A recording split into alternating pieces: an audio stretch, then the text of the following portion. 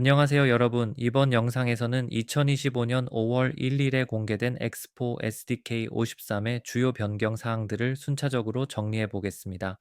이번 업데이트는 React Native 0.79를 포함하고 있고, New Architecture가 기본 적용되며 안드로이드 앱의 빌드 속도와 디버깅 환경 개선까지 정말 알찬 내용이 많습니다. 그럼 하나씩 살펴볼까요? 먼저 엑스포 SDK 53에서는 뉴 아키텍처가 전 프로젝트에서 기본 활성화되었습니다. 기존에는 선택사항이었지만 이제는 기본값이며 OPT 아웃도 가능합니다. 실제로 SDK 52에서 빌드된 앱 중 약 74.6%가 이미 뉴 아키텍처를 사용하고 있었죠. 뉴 아키텍처 도입이 부담되신다면 일단 SDK 53으로 업그레이드 후 뉴 아키텍처는 나중에 따로 활성화할 수도 있으니 참고해 주세요. 다음은 안드로이드에서 에지 투 에지 레이아웃이 기본 활성화된 점입니다.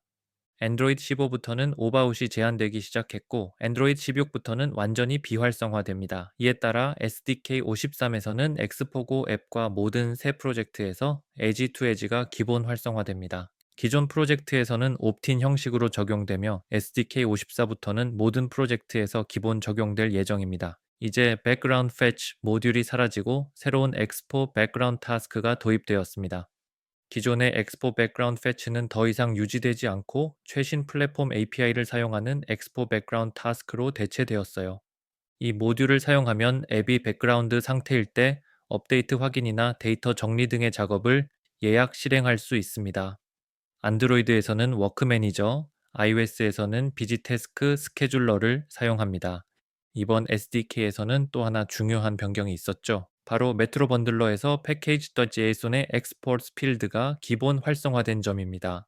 React Native 0.79부터 적용되었고 ES 모듈의 해석 방식을 기반으로 최신 npm 패키지와의 호환성이 좋아졌습니다.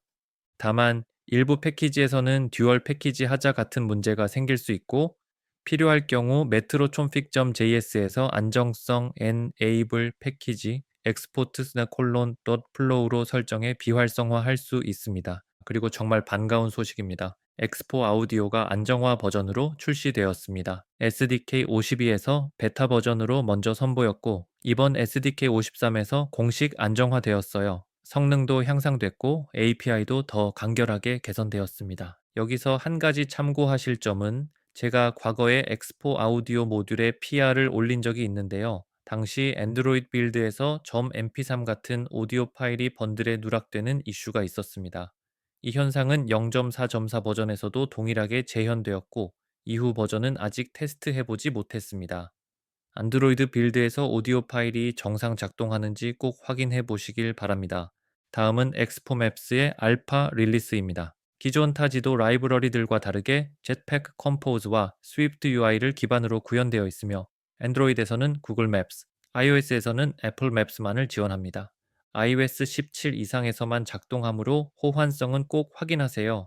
복잡한 커스터마이징보다는 안정적인 기본 기능 제공을 목표로 하고 있습니다. 안드로이드 빌드 속도도 개선되었습니다. 일부 엑스포 모듈들이 사전 빌드된 상태로 제공되며 새로운 프로젝트에서는 최대 25% 빌드 시간이 단축된다고 합니다. 이 기능은 자동 활성화되어 있고 필요하다면 expo.autolinking.android.build from source 옵션을 통해 비활성화할 수 있어요. 엑스포 업데이트에도 두 가지 중요한 개선이 있습니다. 앱 실행 시 embedded assets를 복사하지 않도록 변경되어 실행 속도가 개선됩니다. Updates, set update URL and request headers override를 통해 런타임의 헤더와 URL을 동적으로 조정할 수 있습니다. 이건 고급 기능이라 신중히 활용하시길 추천드립니다. 이제 리액트 서버 함수가 베타로 출시되었습니다. 서버리스 함수를 쉽게 배포할 수 있으며 엑스포 언스텝을 디플로이 서버 환경 변수와 실험스, 리액트 서버 펑션스 옵션을 설정하면 바로 사용할 수 있어요. 맥OS와 TV용 엑소 지원도 강화되었습니다. 특히 macOS에서는 앱 델리게이트를 엑스포 앱 델리게이트로 쉽게 확장할 수 있는 기능이 추가되어 엑스포 얼비트 프로젝트에 적합한 형태로 발전 중입니다. 엑스포 에스콜라이트의 변화도 큽니다. 웹 어셈블리 기반으로 웹 지원이 추가되었고 툴소와의 협업을 통해 libSQL과 오프라인 싱 기능도 실험적으로 지원합니다. 엑스포 노티피케이션스도 개선되었습니다. 안드로이드에서 푸시 이미지 커스터마이징이 가능해졌고, iOS는 대부분 스위프트 기반으로 리팩토링되어 향후 유지 보수와 확장성이 좋아졌습니다. 리액트 데브 툴스는 이제 엑스포 시에라에서 제거되고 리액트 네이티브 데브 툴스에 통합되었습니다. Shift 플러스 M으로는 더 이상 실행되지 않으니 참고하세요. 또한 노드 18은 EOL 되었고 최소 노드 20 이상을 사용하는 것이 권장됩니다. 마지막으로 몇 가지 정리해 드릴게요. 엑스포 AB는 더 이상 유지되지 않고 엑스포 비더, 엑스포 아우디오로 분리됩니다. 엑스포 백그라운드 패치는 더 이상 사용하지 않고 엑스포 백그라운드 타스크를 사용하세요.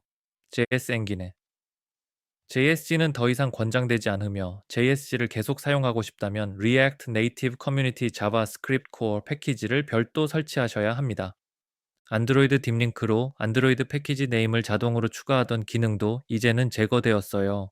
업그레이드 방법은 간단합니다. 다음 스크립트를 입력해 주세요. X코드는 16.2 이상이 필요하며 EAS 빌드는 16.3 환경이 기본입니다.